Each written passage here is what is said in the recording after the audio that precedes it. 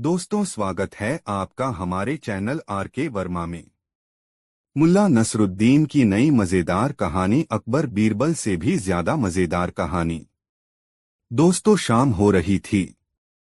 तालाब के किनारे एक मंच बना दिया गया था जिस पर यथासमय अमीर को आकर बैठना था।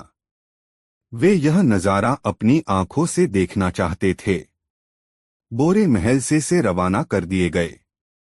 खाली बोरों के साथ 8 और मुल्ला नसरुद्दीन वाले बोरे के साथ केवल 3 सैनिक भेजे गए। यथासमय अमीर भी आकर अपने तख्त पर विराजमान हो गए। उन्होंने अरसला बेग से पूछा, अरसला बेग, अब क्या देर है? बस मेरे आका। सिपाही पहुंचते ही होंगे। तभी मस्जिद की बुर्जियों से अजान की आवाज सुनाई दी। आधी मंजिल तय हो चुकी थी जब मुल्ला नसरुद्दीन के कानों में अजान की आवाज पड़ी। वह बोरे में बंद एक सिपाही की पीठ पर लदा हुआ था। बारी बारी से सिपाही उसका बोझा ढो रहे थे। एक उसे पीठ पर लादता तो 2 नंगी तलवार लेकर उसके पीछे चलते। अजान की आवाज सुनकर मुल्ला नसरुद्दीन बोला, ऐ सिपाहियों, मैं मरने से पहले दुआ करना चाहता हूं ताकि अल्लाह मेरी रूह को कबूल फरमाए। ठीक है, बोरे में ही दुआ कर लो, सैनिक ने बोरा नीचे रखकर कहा। हम तुम्हें खोल नहीं सकते। हम लोग कहाँ हैं? अल्लाह के लिए मेरा मुंह मस्जिद की ओर कर दो। हम लोग करशी फाटक के पास हैं। यहाँ चारों ओर मस्जिदें ही मस्जिदें हैं। अब जल्दी से दुआ कर लो। मुल्ला नसरुद्दीन दुआ पढ़ने लगा, या अल्लाह, तू कुछ ऐसा करिश्मा कर कि जिस किसी को भी मेरे 10,000 तंके मिलें, वह उनमें से 1,000 किसी मस्जिद को देकर मेरे लिए मुल्ला से 1 वर्ष तक दुआ की खैर मनाए। 10,000 तंकों का नाम सुनते ही सिपाहियों के मुंह में पानी आ गया। एक ने कहा, हम भी इंसान हैं, हमारे सीने में भी प्यार भरा दिल है, हम तुमसे नरमी का बर्ताव करेंगे। यदि दे हम अमीर की तनख्वाह बिना गुजारे लायक धन पा जाते तो हम तुम्हें छोड़ देते। दूसरे ने कहा, मैं एक मस्जिद की तीमारदारी के लिए चंदा देता हूँ। यदि कोई व्यक्ति ऐसा मिल जाता जो 7-8 हजार तंके चंदा देता तो उससे वादा कर लेता कि अल्लाह के तख्त के पास बादलों से लिपटा उसका नाम रोज ऊपर आता रहेगा। ऐ नेक व पाक सिपाही, मैं तुम्हें 10,000 तंके देना चाहता हूँ जो कि करशी कब्रिस्तान में गड़े हैं। वे कब्रिस्तान के पश्चिमी कोने में कब्र के पत्थर के नीचे दबे पड़े हैं। यदि तुम 10 वर्षों तक मेरा नाम मस्जिद में लिवा सको तो उन्हें तुम ही निकाल लेना। इनमें तीनों कोनों के नीचे मैंने 3,333 व 1/3 तंके गाड़ रखे हैं। अब तुम्हें कोई दिक्कत न होगी। सिपाहियों की नजरें आपस में मिली। निर्णय हुआ। फिर एक सिपाही को बोरे के पास छोड़कर 2 सिपाही कब्रिस्तान की ओर चले। बेसब्री का मारा तीसरा सिपाही भी उसी ओर चल दिया। तभी उधर से कोई लंगड़ा व्यक्ति गुजरा। यह सूदखोर जाफर था। बोरे पर नजर पड़ते ही उसका लालची मस्तिष्क जाग उठा। इसमें में क्या हो सकता है? मुल्ला नसरुद्दीन ने तुरंत उसकी आवाज पहचान ली। वह धीरे से खांसा, उफ, इसमें तो लगता है कोई आदमी है। फिर बोरे के करीब चेहरा करके उसने पूछा, ऐ भाई, क्या तुम्हें जबरन किसी ने इस बोरे में बंद किया है? मुल्ला नसरुद्दीन का शैतानी दिमाग जाग उठा। उसे अपनी वह कसम याद आई जो उसने सभी नागरिकों के सामने खाई थी। सूदखोर जाफर को उसी तालाब में डूबोकर मारूंगा। वह बोला, अरे भले आदमी, क्या मैं 600 तंके इसलिए खर्च करूंगा कि कोई मुझे बोरे में बंद कर दे? तुमने 600 तंके 600 तंके क्यों खर्च किए? पहले वादा करो कि मेरी पूरी कहानी सुनोगे। मैं वादा करता हूं भाई। यह बोरा 1 अरब से मैंने इसलिए किराए पर लिया था क्योंकि मैं लंगड़ा, काणा व कुबड़ा हूं। मेरी प्रेमिका का बाप मुझे पसंद कर सके, इसलिए मैं इस बोरे में बंद हो गया। इस बोरे की खासियत यह है कि इसमें 4 घंटे बंद रहकर कोई भी आदमी विकार रहित और सुंदर हो जाता है। अब मुझे ही देख लो, मैं बिल्कुल ठीक और खूबसूरत हो गया हूँ। मैं चाहता तो 2 घंटे के लिए किसी को इस बोरे में साझी कर लेता तो मेरे 3 सी तंके बच जाते, क्योंकि मैं तो 2 घंटे में ही बाका जवान हो गया हूँ। खैर, 600 तंकों की अब मुझे कोई परवाह नहीं। इसका इलाज कब्रिस्तान के पास ही होता है। अरब ने मुझे बताया था कि अकेला होने पर 3 जिन्न आकर पूछेंगे कि बता 10,000 तंके कहाँ हैं। उत्तर में मुझे कहना होगा, तांबे जैसी ढाल है जिसकी, उसका माथा तांबे का, उकाब के दर पर उल्लू। ए जिन्न, तू पता पूछता है उस रकम का जो तूने नहीं छिपाई, इसलिए पलट व चूम मेरे गधे की दूं। जैसा अरब ने कहा था वैसा ही हुआ। अब मैं बिल्कुल ठीक हूँ। अब तुम यहाँ से चलते बनो, मेरी कहानी खत्म। ए नेक इंसान, मैं भी बिल्कुल वैसा हूँ जैसे तुम थे। मैं भी सुंदर होना चाहता हूँ। क्या 300 तंके में यह बोरा तुम मुझे नहीं दे सकते? दे सकता हूँ, लेकिन रकम पेशगी देनी होनी। हो सकता है ठीक होने के बाद तुम मुकर जाओ।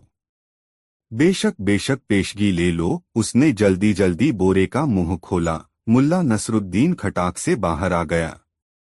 जाफर ने उसे एक थैली थमाई और बड़ी बेताबी से बोरे में घुस गया। जल्दबाजी और उतावलेपन में उसने यह भी नहीं देखा कि बोरे में से कौन निकला है और उसने 300 तंकों की थैली किसे थमाई है।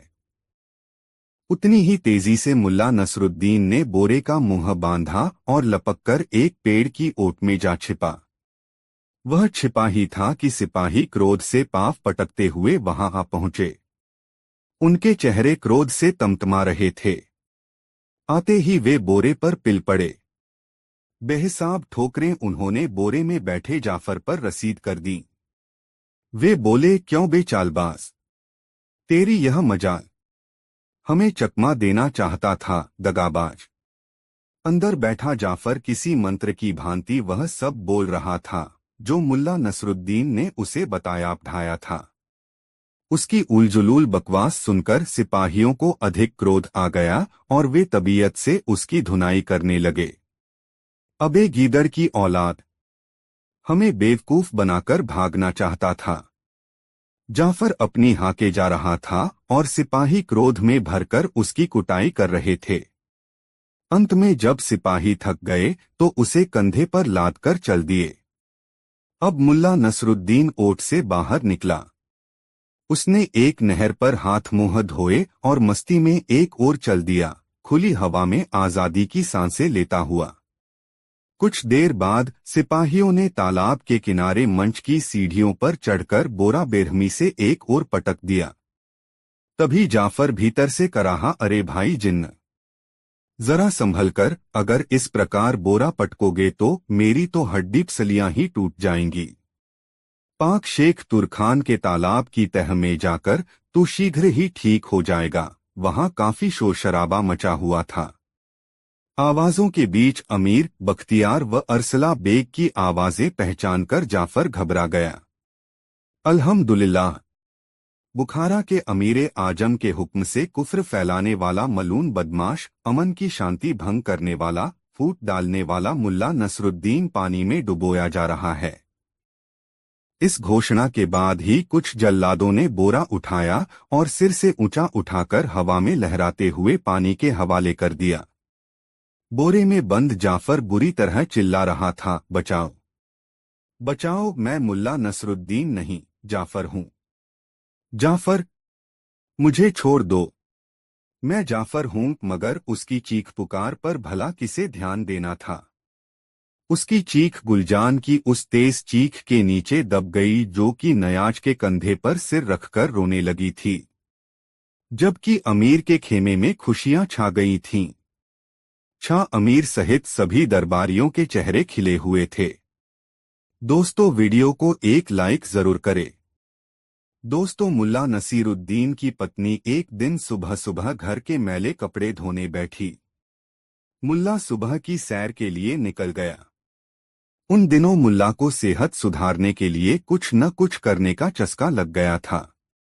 वह समय समय पर अपनी पत्नी को नसीहत देता रहता, खाली मत बैठो, हमेशा कुछ न कुछ करती रहो। इससे शरीर चुस्त दुरुस्त, दिमाग तरोताजा और मन शांत रहता है। खुदा की यही 3 नियामतें हैं। इन्हें जिसने पा लिया वही खुशकिस्मत है। मुझे देखो, हमेशा सक्रिय रहता है, जिससे मेरा मन मेरे नियंत्रण में रहता है।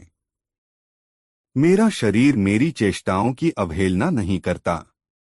मेरे कदम नपेतुले होते हैं और दिमाग हमेशा तरोताजा बना रहता है, जिससे मुझसे गलतियां नहीं होती।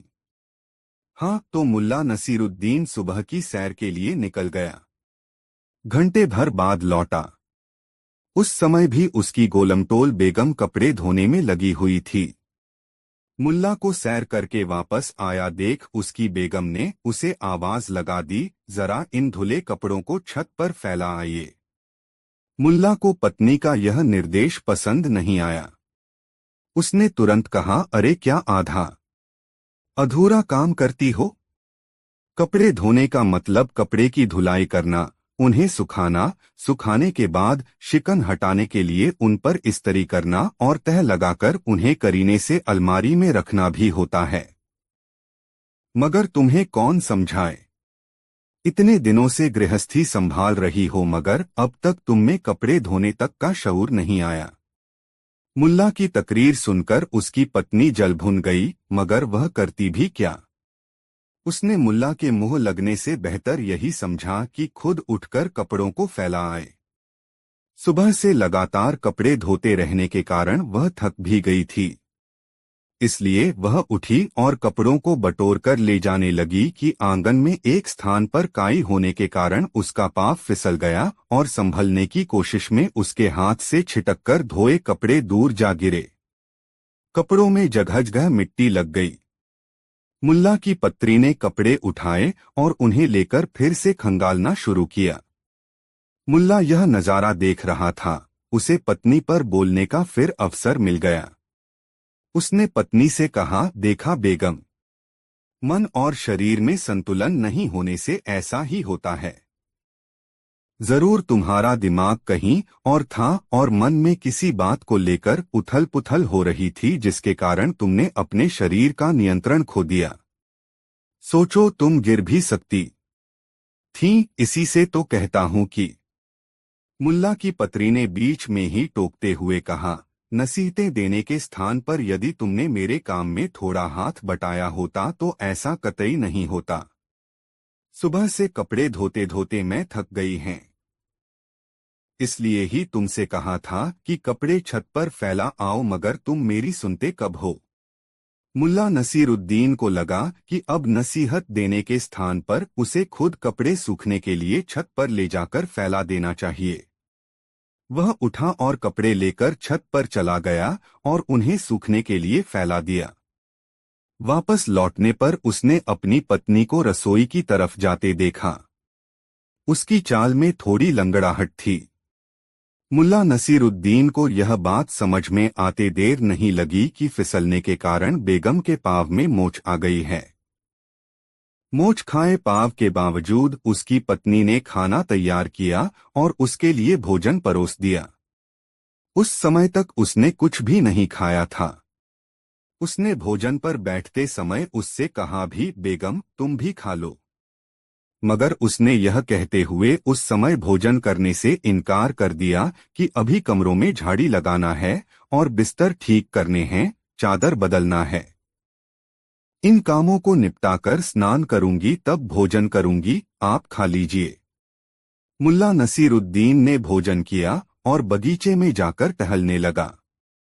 लगभग घंटे भर बाद जब वह अपने कमरे में आया तो देखा बेगम सारे कामों से फारिग होकर आराम फरमा रही है।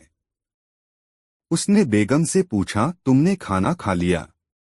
हाँ, संक्षिप्त सा उत्तर दिया बेगम ने। तो कुछ और करती। दिन का वक्त इंसान को सक्रियता के लिए मिला है बेगम। सक्रिय रहने से मन प्रफुल्लित रहता है। तन में खून का संचार सही रहता है, जिससे सेहत दुरुस्त रहती है। मुल्ला नसीरुद्दीन ने अपनी बेगम को फिर से अच्छी सेहत का पाठ पढ़ाना शुरू कर दिया। मगर बेगम ने मुल्ला को बीच में ही टोक दिया, यह क्या? तुम समझ रहे हो कि मैं बिस्तर पर आराम करने के लिए लेटी हूँ। सुबह से तो मैं लगातार काम करती रही हूँ मगर फिसलने के बाद से पाँव में दर्द है। अब तो खड़ा भी नहीं हुआ जाता। और तुम हो कि मुझे अच्छी सेहत का राज बताने में लगे हो। मुल्ला ने कुछ देर पहले अपनी पत्नी को लंगड़ाकर चलते हुए देखा था। अब दर्द की शिकायत मिलने पर उसे संदेह हुआ कि बेगम के पाँव में मोच आ गई है। तुरंत उसने बेगम के पाँव देखे। पाँव में सूजन आ चुकी थी। वह तुरंत बेगम की तीमारदारी में लग गया। हल्दी चूने की पट्टी लगाई और पाँव सीधे करके लेटे रहने का निर्देश दिया। यह सब कर चुकने के बाद उसने फिर से कहा, इसीलिए कहता हूँ बेगम, मन और तन में सामंजस्य बनाना जरूरी है। तुम्हारे मन में बेचैनी नहीं होती तो दिमाग पे काबू रहता, और दिमाग पे काबू रहता तो शरीर पर नियंत्रण रहता, तो पाँव फिसलने की नौबत ही नहीं आती। उसकी बेगम इस नसीहत से परेशान हो उठी और बात बदलने के लिए बोली, हाँ तुम ठीक कहते हो। देखो कपड़े सूख गए होंगे, उन्हें ले आओ। बिस्तर पर बैठे बैठे ही तह लगा दूं। मुल्ला नसीरुद्दीन तुरंत उठकर छत की ओर चला गया। थोड़ी देर के बाद एक जोरदार आवाज उभरी, धड़ाम, जैसे कोई भारी चीज ऊंचाई से गिरी हो। बेगम ने बिस्तर से ही आवाज लगाई, क्या गिरा? कुछ नहीं बेगम, मेरी शेरवानी गिर गई छत से। मुल्ला की दर्दभरी आवाज बेगम को सुनाई पड़ी। उसने पूछा, मगर आवाज तो किसी भारी चीज के गिरने की थी। कुछ नहीं बेगम, शेरवानी में मैं भी हूं न। मुल्ला नसीरुद्दीन की कराहती हुई आवाज सुनकर बेगम बिस्तर से उतरकर आंगन की ओर चल पड़ी। दोस्तों वीडियो को एक लाइक जरूर कर दे। दोस्तों मुल्ला नसीरुद्दीन को बुखारा में रहते हुए काफी समय बीत चुका था। वह बुखारा के हर वर्ग के लोगों के बीच एक समझदार और जहीन इंसान समझा जाता था। उसके दुर्दिन दूर हो चुके थे। अब तो बुखारा में बिना उसके किसी कार्यक्रम की कल्पना भी नहीं की जा सकती थी। जश्न हो या जलसा, उसमें नसीरुद्दीन को अवश्य आमंत्रण मिलता था। एक शाम मुल्ला नसीरुद्दीन के पास बुखारा के एक रईस के घर से भोजन करने का बुलावा आया। मुल्ला नसीरुद्दीन की पत्नी ने उसे भोज में जाने के लिए प्रेरित किया, क्योंकि उसे यह अरमान था कि समाज में उसके परिवार को प्रतिष्ठा मिले, उसके परिवार का रसूख हो, शानो शौकत हो। इसलिए जब कभी भी ऐसा अवसर आता तब वह मुल्ला नसीरुद्दीन को उसके लिए मानसिक रूप से तैयार करती और खास तौर से उसके कपड़ों का इंतजाम करती।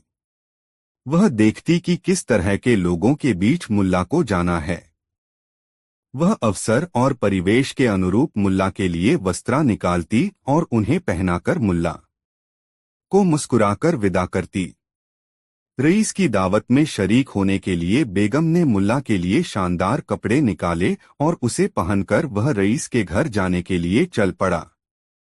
रास्ते में उसे बचपन का दोस्त मुस्तफा सामने से आता हुआ दिखा। मुस्तफा को आता हुआ देख मुल्ला बहुत खुश हुआ। उसे अपने गांव की याद हो आई। अपने अब्बू अम्मी याद आए और याद आए बचपन के संगी साथी। नजदीक आने पर मुल्ला अपने दोस्त से लिपट गया और मुदित मन से बोला, खूब मिले मुस्तफा।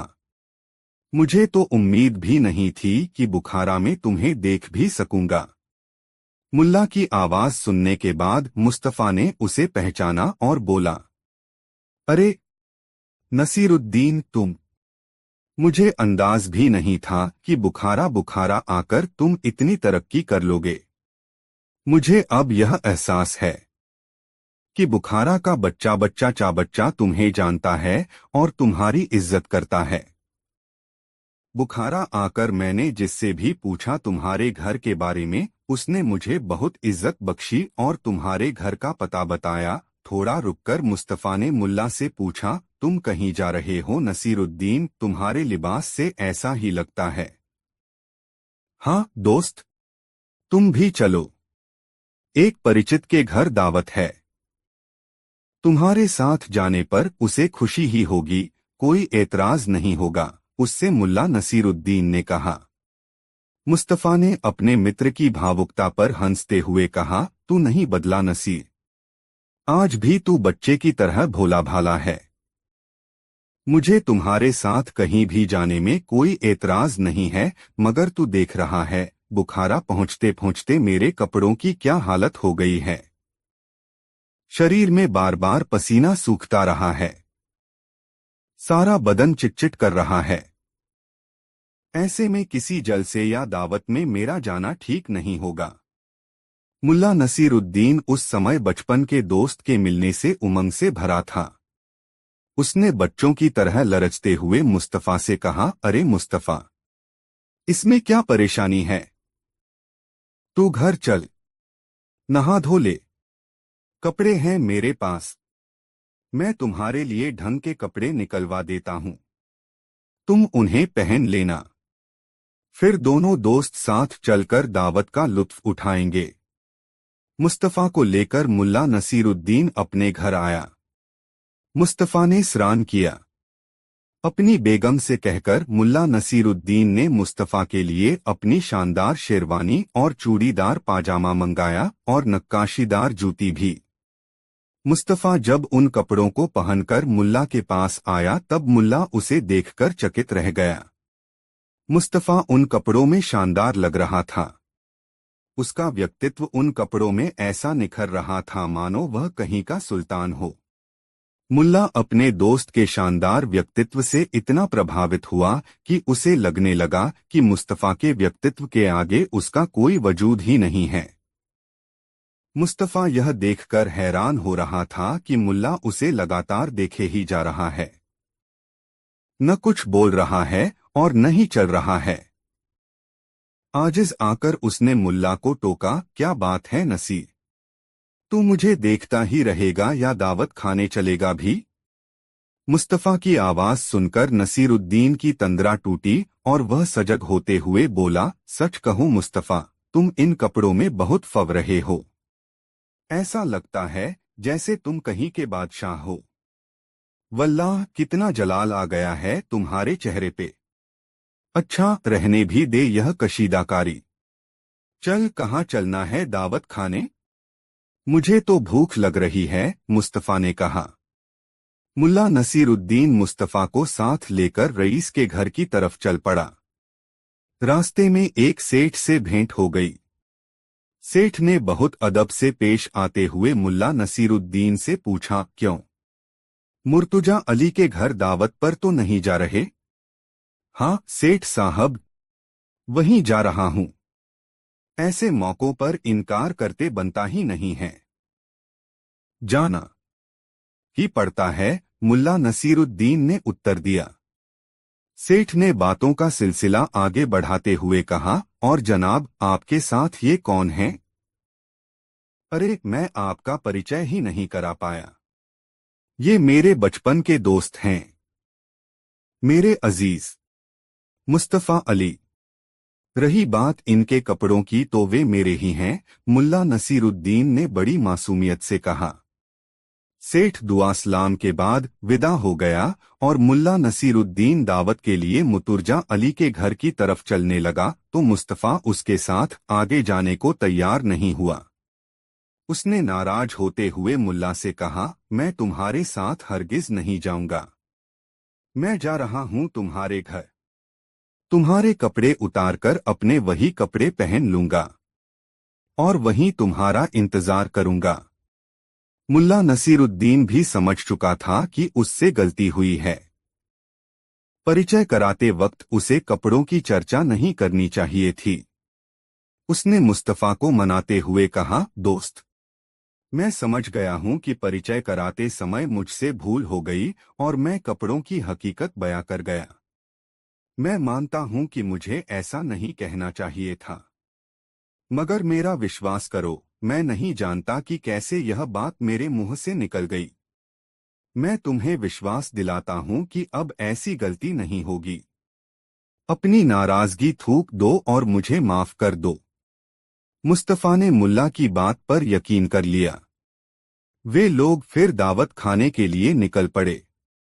कुछ रास्ता तय हुआ कि रास्ते में एक साहूकार ने मुल्ला नसीरुद्दीन को टोका, अस्सलाम वालेकुम मुल्ला नसीरुद्दीन साहब, अरसे बाद जनाब को देख रहा हूँ। कहिए सब खैरियत तो है न? वालेकुम अस्सलाम इदरीस मियाँ, सब खैरियत है। इनसे मिलिए, ये मेरे बचपन के दोस्त, मेरे अजीज मुस्तफ़ा, पहली बार बुखारा आए हैं मुझसे मिलने। रही बात कपड़ों की तो वे उनके ही हैं। मुस्तफ़ा भीतर ही भीतर खौल उठा, यह भी कोई परिचय कराने का तरीका है। मुल्ला ने तो कहा था कि वह कपड़ों के बारे में कोई जिक्र नहीं करेगा, फिर यह कहने की जरूरत क्या थी कि कपड़े उनके ही हैं। अब तो मैं इसके साथ कहीं जाने वाला नहीं, कुछ भी कहता रहे। अब मैं इसके घर जाकर इसके कपड़े उतार दूंगा। बड़ा आया कपड़ा दिखाने वाला। इदरीस मियाँ के जाते ही मुस्तफ़ा ने अपने तेवर दिखाए, मगर मुल्ला नसीरुद्दीन उसके आगे भीगी बिल्ली बन गया और अपनी गुस्ताखी के लिए मुस्तफ़ा से बार बार माफी मांगने लगा। अंततः मुस्तफ़ा उसके साथ आगे जाने के लिए राजी हो गया। थोड़ी ही देर में मुल्ला नसीरुद्दीन अपने दोस्त मुस्तफ़ा के साथ रईस मुतुर्जा अली के दौलत खाने पर पहुंचा। वहां उन दोनों का गर्मजोशी से स्वागत हुआ। मुतुर्जा अली के घर पर दावत में जितने भी मेहमान आए थे, वे सबके सब बुखारा के नामी गिरामी लोग थे।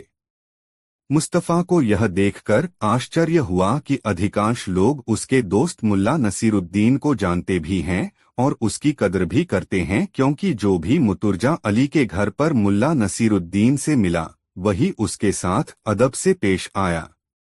आगे भीगी बिल्ली बन गया और अपनी गुस्ताखी के लिए मुस्तफ़ा से बार बार माफी मांगने लगा।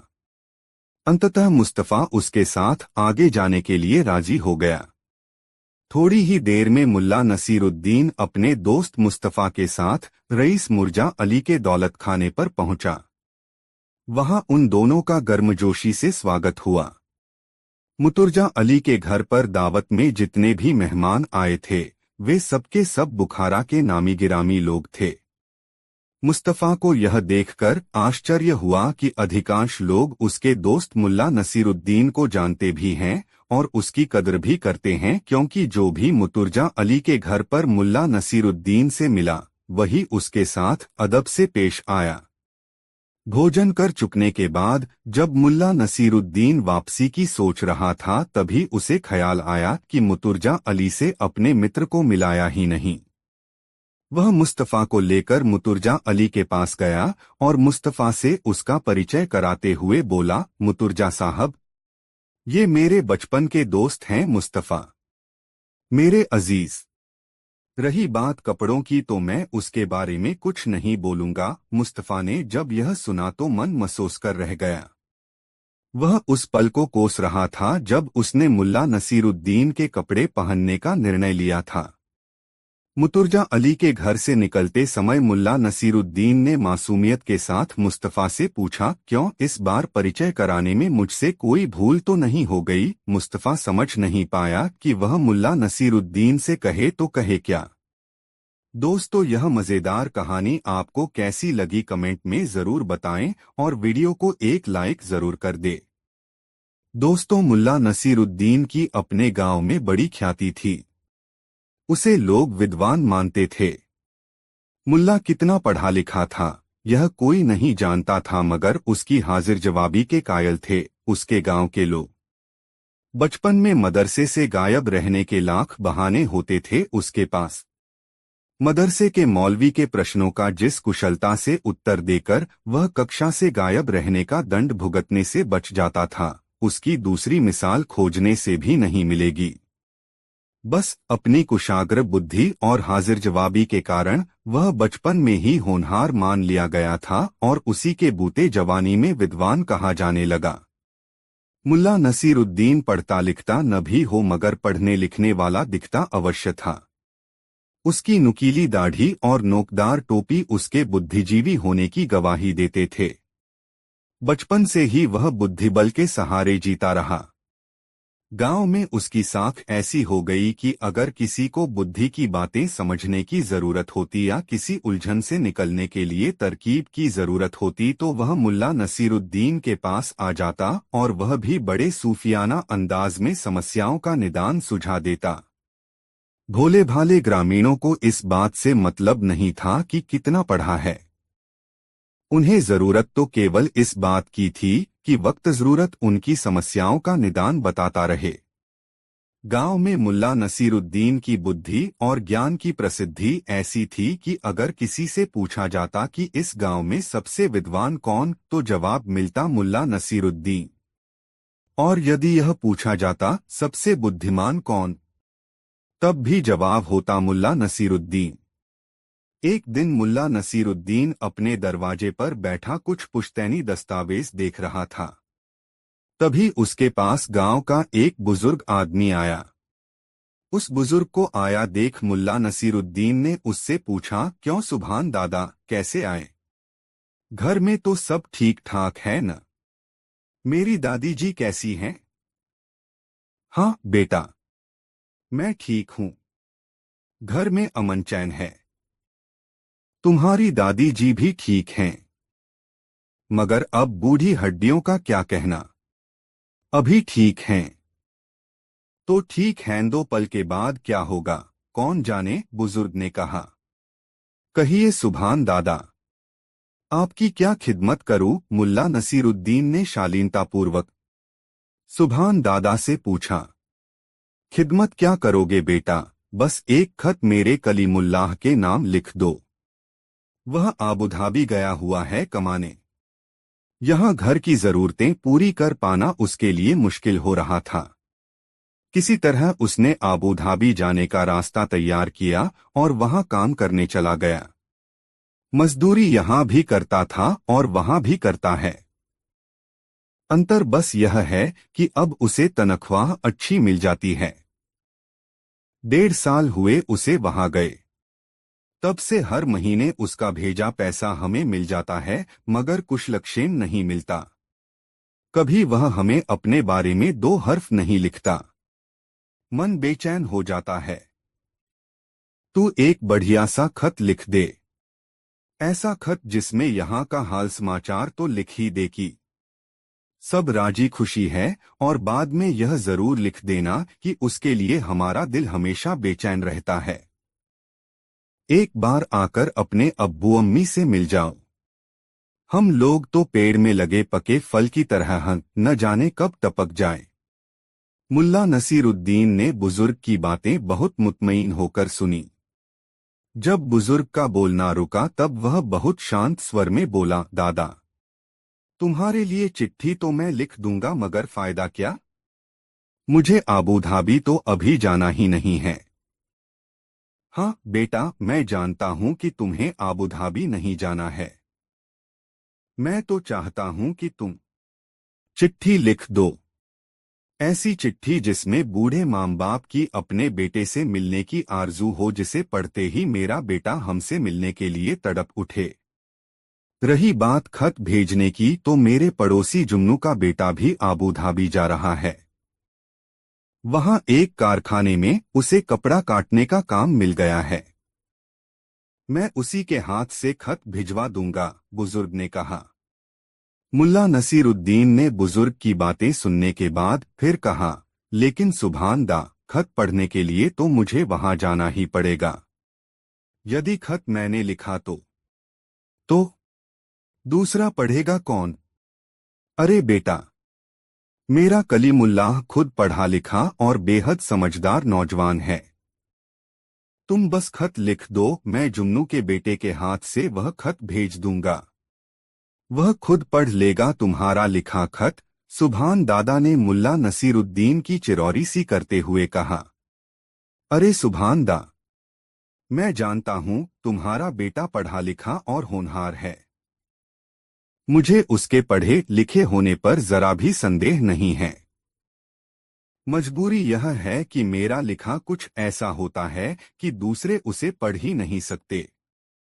अपना लिखा केवल खुद मैं पढ़ सकता हूँ।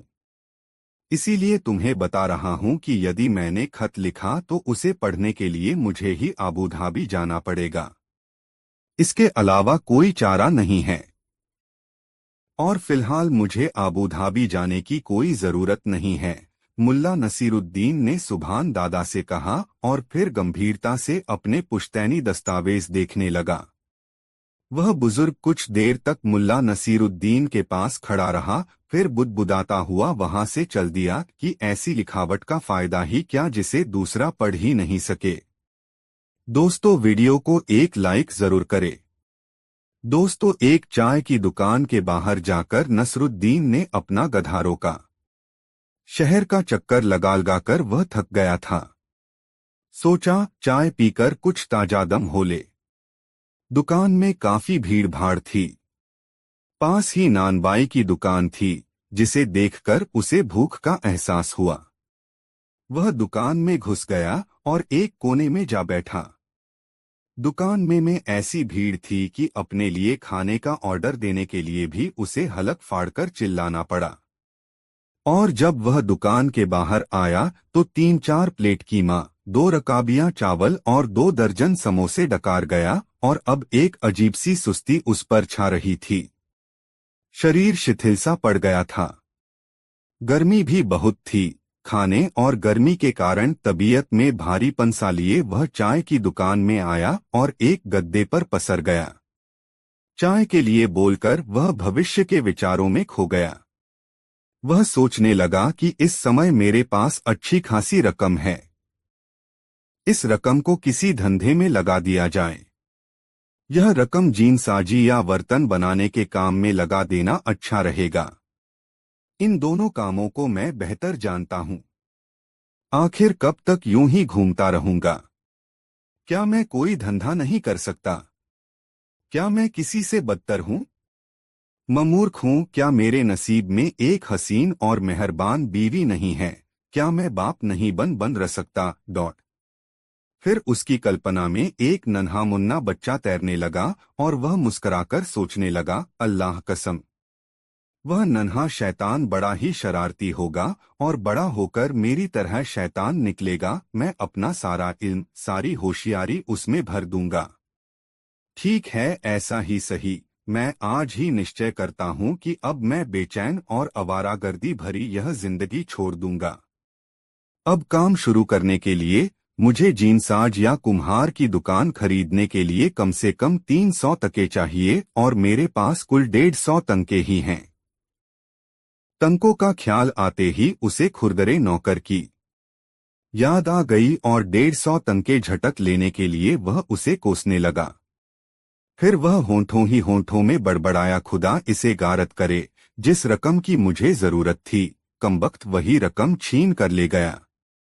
वाह वाह! एक बार फिर भाग्य ने साथ दिया। 20 तंके। इस आवाज के साथ ही तांबे की थाली में पासा गिरने की आवाज सुनाई दी। मुल्ला नसरुद्दीन चौंका। जुआ! सचमुच बाहर जुआ हो रहा था। पशु बांधने के खूंटों के पास की जमीन पर कुछ लोग घेरा बनाए बैठे थे। चायखाने का मालिक घेरे के पीछे खड़ा गर्दन उचकाकर उनके सिरों के ऊपर से झांक रहा था। मुल्ला नसरुद्दीन कोहनियों के सहारे उठा, फिर सोचने लगा, देखना तो चाहिए, दूर से देखने में हर्ज ही क्या है। न, मैं जुआ नहीं खेलूंगा। मैं ऐसा मूर्ख थोड़े ही हूँ। वह उठकर बाहर जुआरियों के पास आया और झुंड के करीब आकर चाय वाले के कान के पास मुंह लाकर फुसफुसाया, मूर्ख लोग फायदे के लालच में अपना आखिरी सिक्का तक गवा देते हैं। पैगंबर साहब ने रुपयों के लिए जुआ खेलने को मना किया है। खुदा की बड़ी मेहरबानी है कि यह गंदी आदत मुझे नहीं पड़ी, लेकिन इस लाल बालों वाले का नसीब तो देखो, लगातार चौथी बार जीता है। देखो देखो, ओह, 5वीं बार भी जीत गया। यह तो भई, ओह, 6ठी बार भी जीत गया। नसीब का बड़ा धनी है, मैंने तो ऐसी किस्मत किसी की नहीं देखी। अरे वाह! फिर दांव लगा रहा है। अरे बददिमाग, बेवकूफ! उसे तो दौलत का झूठा सपना जुए की तरफ खींच रहा है। हालांकि गुर्बत ने उसके रास्ते में गड्ढा खोद रखा है। इंसान की मूर्खताओं का कोई अंत नहीं। इस लाल बालों वाले को मजा चखाना चाहिए। अगर वह 7वीं बार भी दाव जीतता है तो मैं इससे दाव बदूंगा। वैसे मैं जुए से सख्त नफरत करता हूँ। काश मैं भी अमीर होता तो मैं न जाने कब का जुआ बंद करवा चुका होता। लाल बालों वाला इस बार भी पासा फेंककर जीत गया। उसकी यह 7वीं जीत थी। अब मुल्ला नसरुद्दीन से न रहा गया। वह आगे बढ़ा और खिलाड़ियों को अलग हटाते हुए जुआरियों के घेरे में जा बैठा। जीतने वाले जुआरी से पासे लेकर उसने उन्हें उलट-पलट कर देखा, फिर बोला, मैं भी तुम्हारे साथ दाव खेलना चाहता हूँ। कितनी रकम है? जीतते रहने के कारण उसकी आवाज कांप रही थी। वह तो जैसे हर खिलाड़ी का माल हड़पने के लिए उतावला था। मुल्ला नसरुद्दीन ने अपनी अंटी में से थैली निकाली, जरूरत के लायक 25 तंके उसमें ही छोड़ दिए, बाकी तंके तांबे के थाल में डाल दिए। दूर तक चांदी के सिक्कों की खनखनाहट सुनाई पड़ी। बाकी जुआरी समझ गए कि यह ऊंचा दाव लगाने वाला खिलाड़ी है। और फिर ऊंचे दावों का खेल शुरू हो गया। लाल बालों वाले ने पासे उठा लिए और खेल शुरू हो गया। वह देर तक पासों को खनखनाता रहा। न जाने क्यों अब उसके चेहरे पर झिझक दिखाई देने लगी थी। सभी जुआरी सांस रोककर देख रहे थे। यहां तक कि मुल्ला नसरुद्दीन का गधा भी सिर उठाकर देखने लगा। उसके कान खड़े हो गए थे।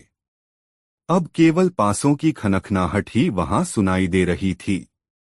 अंत में लाल बालों वाले ने पासे फेंके। दूसरे खिलाड़ी गर्दन बढ़ाकर देखने लगे तथा एक साथ पीछे की ओर लुढ़ककर बैठ गए। उन्होंने एक साथ ही लंबी लंबी सांसें लीं, मानो ये सब सांसें एक ही सीने से निकली हों। बेचारे जुआरी का चेहरा पीला पड़ गया। उसके मुंह से एक दर्दनाक आंसी निकली। पासे पर 3 दिखाई दिया। वह हार रहा था, इसका विश्वास उसे हो गया, क्योंकि एक उतना ही कम निकलता था जितना कि 6 और दूसरा कोई भी पासा मुल्ला नसरुद्दीन के अनुकूल होगा। पासों को मुट्ठी में लेकर हिलाते हुए उसने चमकती आंखों से इधर-उधर देखा। उसे पूरा विश्वास था कि आज भाग्य उसके साथ है। यही सब सोचकर उसकी गर्दन गर्व से कुछ तन गई थी, लेकिन यह उसकी भूल थी। वह भूल चुका था कि भाग्य सनकी और थाली के बैंगन के समान होता है जो इधर उधर लुढ़कता है। नसरुद्दीन के भाग्य ने भी सोचा कि यह उस पर बड़ा गर्व कर रहा है, अतः इसे सबक सिखाना ही होगा। इस काम के लिए उसने उसके गधे को चुना। एकाएक गधा पलटी खा गया। उसकी पीठ जुआरियों की ओर हो गई। इधर मुल्ला नसरुद्दीन पासे फेंकने के लिए अभी हाथ हिला ही रहा था कि एकाएक गधे की पूंछ उसके हाथ से टकराई और पासे उसके हाथ से फिसल गए। पासे देखते ही लाल बालों वाले के हलक से खुशी भरी चीख निकली। वह जीत गया था। खुशी के कारण वह पेट के बल तंकों वाले थाल पर लेट गया। दांव पर लगी रकम उसने अपने भारी बदन से ढक ली। मुल्ला द्वारा फेंके गए पासे काने थे। दांव हारते ही मुल्ला नसरुद्दीन को जैसे काठ मार गया। स्तब्ध सा बैठा वह अपना होंठ चबाता रहा। उसकी फटीफटी आंखों के सामने जैसे सारी सृष्टि आपस में गुड़मुड़ होती जा रही थी। कुछ क्षण, केवल कुछ ही क्षण वह इस स्थिति में बैठा रहा, फिर एकाएक उछल कर उठा, पास ही पड़ा एक डंडा उठाया और गधे पर पिल पड़ा। नामुराद, कमबख्त गधे, हरामखोर, बदबूदार जानवर, जानवरों की जमात के लिए लानत। यह वक्त मिला था तुझे अपनी पीठ फेरकर पूंछ घुमाने का, कमबख्त। खुदा तुझे गारत करे। पिटते हुए गधा बुरी तरह उछल-उछल रेंकने लगा। मुल्ला की ऐसी झुंझलाहट और क्रोध देखकर बाकी जुआरी व्यंग्य से मुस्कराने या हंसने लगे थे। वे खुशी से चिल्ला रहे थे। सबसे अधिक जोर से लाल बालों वाला जुआरी चिल्लाया, जो यह दाव जीत कर स्वयं को सबसे अधिक खुशनसीब समझ रहा था। मुल्ला नसरुद्दीन थककर हांफने लगा। डंडा उसने एक ओर फेंक दिया। अरे गुस्सा थूक दो दोस्त। आओ एक दाव और खेलो, अभी तो तुम दो चार दाव और भी खेल सकते हो। लाल बालों वाले ने उसे उकसाया, अभी तो 25 तंके और भी हैं तुम्हारे पास। हाँ हाँ क्यों नहीं, मैं भी यूं हार मानने वाला नहीं, मुल्ला नसरुद्दीन ने कहा। उसने सोच लिया था कि जब 125 तंके चले गए तो इन 25 तंकों को ही रखकर वह क्या करेगा, इन्हें भी दांव पर लगा देना चाहिए, आर या पार। सोचते हुए वह फिर फड़ पर बैठ गया और पासे उठा लिए। एक बार फिर बाजी जम गई। सभी जुआरी आगे को झुक आए। मुल्ला नसरुद्दीन ने पासे फेंके, इस बार वह जीत गया। अब पासे लाल बालों वाले के पास चले गए। पासे फेंकने से पहले उसने कहा, सारी रकम? ठीक है पासे फेंको। उसने पासे फेंके, दाव उल्टा पड़ा। वह हार गया। और फिर वह दूसरा दाव भी हार गया। उसे बड़ा आश्चर्य हुआ कि दोनों दाव वह हार गया। उसे जैसे विश्वास ही नहीं हुआ कि उसका भाग्य पलटा खा गया था और अब सौभाग्य की दृष्टि नसरुद्दीन पर है। वह मोटे मोटे दाव अड़ता रहा, हर बार इस उम्मीद के साथ कि हारी हुई रकम एक ही झटके में वापस आ जाएगी, मगर ऐसा नहीं हुआ। उसने 7-8 मोटे दाव लगाए और हर बार हारा। मुल्ला नसरुद्दीन के आगे थाल में तंकों का ढेर लग गया। जब करीब 1600 तके वह हार चुका तो जैसे बौखला गया। सभी साथी दम साधे यह दाव देख रहे थे। लाल बालों वाला बौखलाकर बोला, यदि कोई शैतान तुम्हारी मदद कर रहा है तो दूसरी बात है, वरना तुम हर दाव नहीं जीत सकते। तुम्हारे पास 1600 तंके हैं और मेरे पास उसने अपनी जेब से एक थैली निकाली, यह रकम है जो मैंने अपनी दुकान का माल खरीदने के लिए रखी हुई थी। मैं तुम्हारी सारी रकम के मुकाबले इसे दांव पर लगाता हूँ, मंजूर है? मुल्ला नसरुद्दीन भी ऊंची आवाज में चिल्लाया, मंजूर है, माल सामने डाल। लाल बालों वाले ने अपनी थैली थाल में उड़ेल दी। सोने के सिक्कों, तिल्लों, रुपए और तूमानों से थाल भर गया। वहां और भी अधिक भीड़ एकत्रित हो गई थी। एक बड़ा घेरा बन गया था उत्सुकता से देखने वालों का। ऐसा भारी जुआ होते वहां कभी नहीं देखा गया था। चाय पीने के तलबगार चाय पीना भूल चुके थे। भट्टियों पर रखी केतलियों में पानी बुरी तरह खौल रहा था। चाय वाला अपनी दुकानदारी करना भूल चुका था। फड़ पर बैठे जुआरियों की सांसें तेजी से चल रही थीं, दिल धड़क रहे थे। लाल बालों वाले ने पासे फेंककर पलकें मूंद लीं। वह पासे देखने में भी भय महसूस कर रहा था। पासे पड़ते ही सभी लोग चिल्ला उठे, 11, 11। इसी उद्घोष के बाद मुल्ला नसरुद्दीन को लगने लगा कि जीत बहुत मुश्किल है। अब केवल 12 नंबर ही जिता सकते थे। अब लाल बालों वाले ने आंखें खोल दीं और अपने साथियों के साथ वह भी चिल्लाने लगा, 11, 11। तुम हार गए। हाँ हाँ हाँ, मैं जीत गया। मुल्ला नसरुद्दीन का बदन ठंडा पड़ गया, लेकिन फिर भी वह मुस्कराया और बोला, अभी पासे फेंकने बाकी हैं। कहकर उसने पासे उठा लिए, फिर मुट्ठी में हिलाकर फेंकने की तैयारी करने लगा। मगर अचानक उसने अपना हाथ रोका और पलटकर अपने गधे से बोला, इधर पलट। अब इस पर पूंछ मार, जीत की पूछ, ये दाव तुझे जीतना है, समझा? वरना आज तेरी खैर नहीं। मुल्ला ने दूसरे हाथ से पूंछ पकड़कर पासे वाले हाथ की मुट्ठी पर झाड़ा सा लगाया, फिर पासे फेंकने के लिए हाथ उठाया। वहां बैठा प्रत्येक व्यक्ति जैसे मानसिक तनाव में आ चुका था। फिर मुल्ला नसरुद्दीन ने पासे फेंके। अगले ही पल वहां शोर मच गया। पासों पर 2 छक्के थे। 12, 12, 12, एक अजीब सा शोर मच गया वहां। लाल बालों वाले की तो जैसे खोपड़ी ही सुन्न हो गई। उसकी आंखें इस प्रकार उबल पड़ी मानो अभी बाहर निकल जाएंगी। उसका चेहरा सफेद पड़ गया। मुल्ला नसरुद्दीन अपनी जीती हुई रकम समेटने में व्यस्त हो गया। उसकी एक नजर अपने माल पर थी, दूसरी वहां उपस्थित लोगों पर। वह सभी को संदिग्ध निगाहों से देख रहा था और चाहता था कि अब जल्दी से जल्दी वहां से खिसक ले। हाँ, एक लाल बालों वाला रो दिया।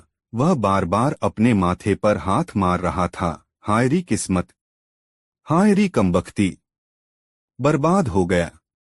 बिलखता हुआ सा वह उठा और लड़खड़ाता हुआ एक ओर चल दिया।